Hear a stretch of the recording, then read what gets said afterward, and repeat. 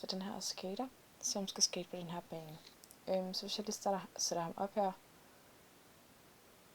der, så kan man se herovre på den her graf, at man har den totale energi, den termiske energi, den potentielle energi og den kinesiske energi. Og når han står her, så kan man se, at den totale energi søjle her og den potentielle her. Og det, man kan se, der er den potentielle energi, det er når, at man har løftet personen op. Personen er i stillstand oppe, inden at personen bevæger sig. Når man så starter her på den, trykker her, og han bevæger sig, så kan man se, at den potentielle energi falder, men den kinesiske stiger. Og når han så kommer op igen, så stiger den potentielle, og den kinesiske stiger herefter igen, når han falder ned igen. Den totale energi er konstant, hvilket også betyder, at der er en energibevarelse. Med andre ord, så er den mekaniske energi den samme, og der sker ikke noget energitab til f.eks.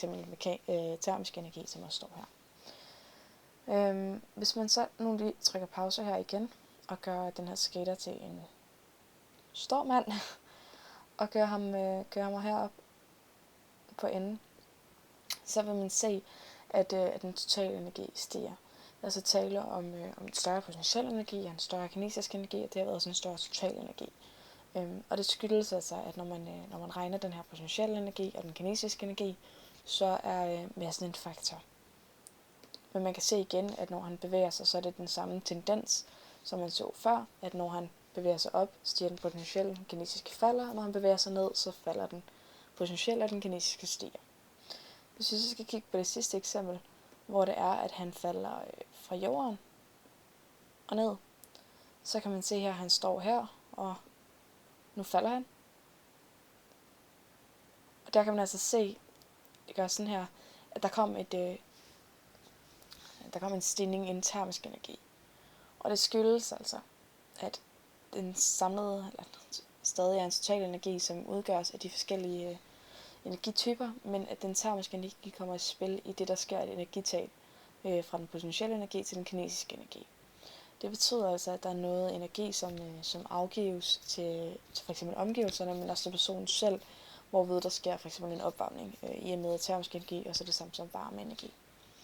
Men der sker altså en opvarmning af det vedkommende rammer, af vedkommende selv, eller legemet selv, og omgivelserne. Men den her opvarmning vil tydeligt kunne mærkes på legemet, og det som legemet rammer.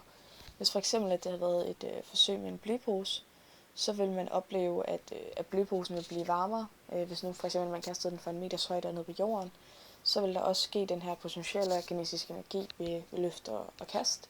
Men der vil også ske den her afgivelse til termisk energi, i og med at området, som blyposen vil ramme, vil blive varmet op en smule, samtidig med at man især vil kunne mærke den her opvarmning på blyposen. Ja, det var det. Så må du have en fortsat god dag. Hej!